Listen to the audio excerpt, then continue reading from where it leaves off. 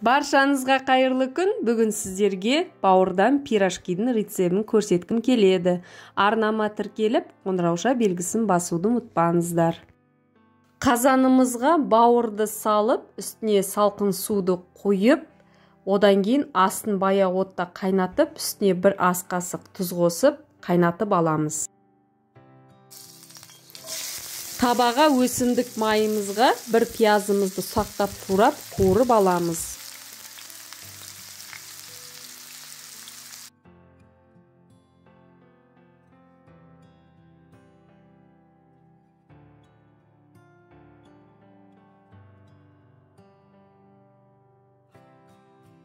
Қызартып қуырып алған пиязымыздың үстіне татымына қарай қара бұрыш, тұз қосамыз.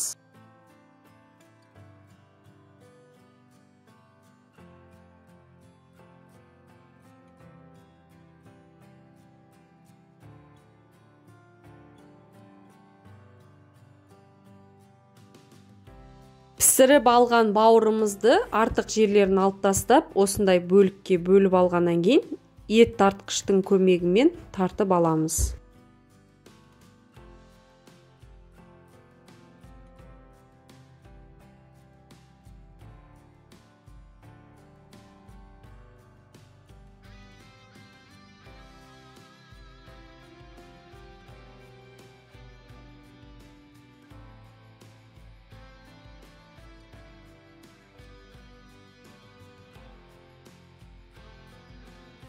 Тартып алған бауырымызды қуырылған пиязбен бірге араластырып, татымына қарай тұз бұрышын қосасыздар тағы да.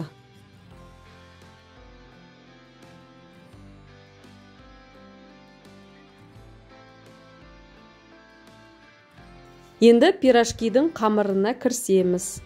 Елеуіштен өткізілген ұнымызға бір ас қасық ашытқы, татымына қарай тұз, қант қосып, одан кейін үстіне 3 ас қасық майонезді қосып, бір кесе толмай ертілген сары майымызды қосамыз. Үстіне жылы су құйып, жұп-жұмсақ қамыр илейміз.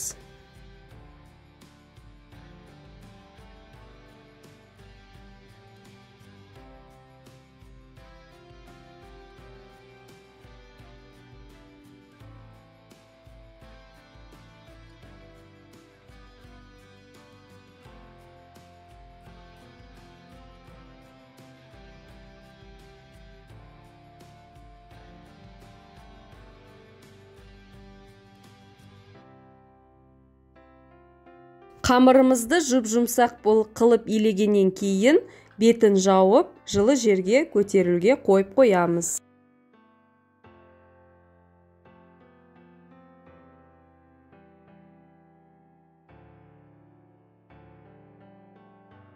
Қамырымыз көтерілді. Енді осы қамырды ұсақтау бөліктерге бөліп, домалақтап, дайындап шығамыз.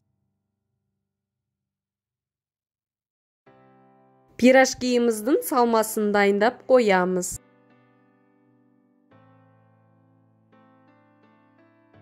Енді қамырымызды осындай ұсақтау бөліктерге бөліп, домалақтап, дайындап шығамыз.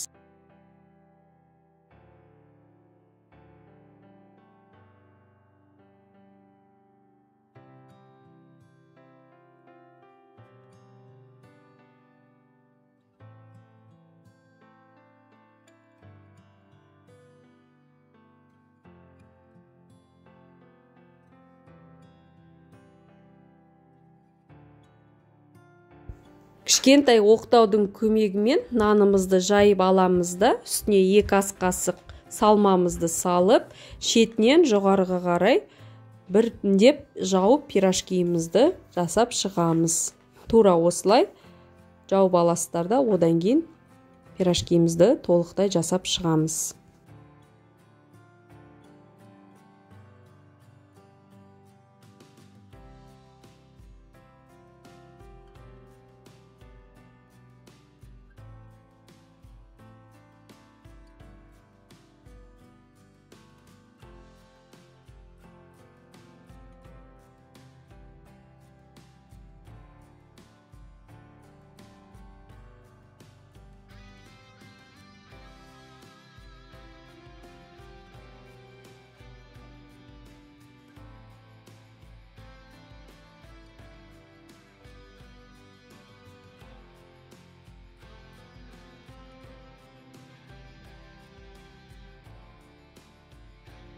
Осылай барлық пирожкиларды жасап алғаннан кейін табамызға майды құйып, пирожкиларымызды біртіндеп пісіріп аламыз.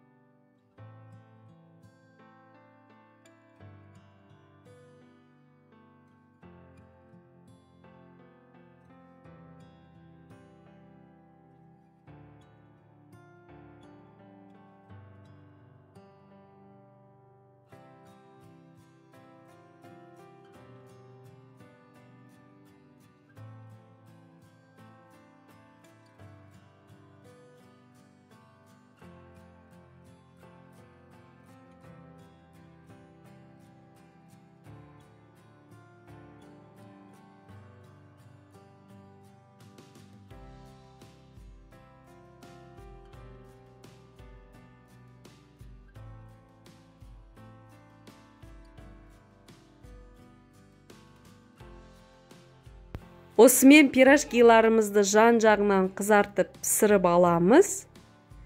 Сіздерге видеом ұнап жатса, астына лайк басып, пікір қалдырып, арнама тіркелуді ұмытпаңыздар.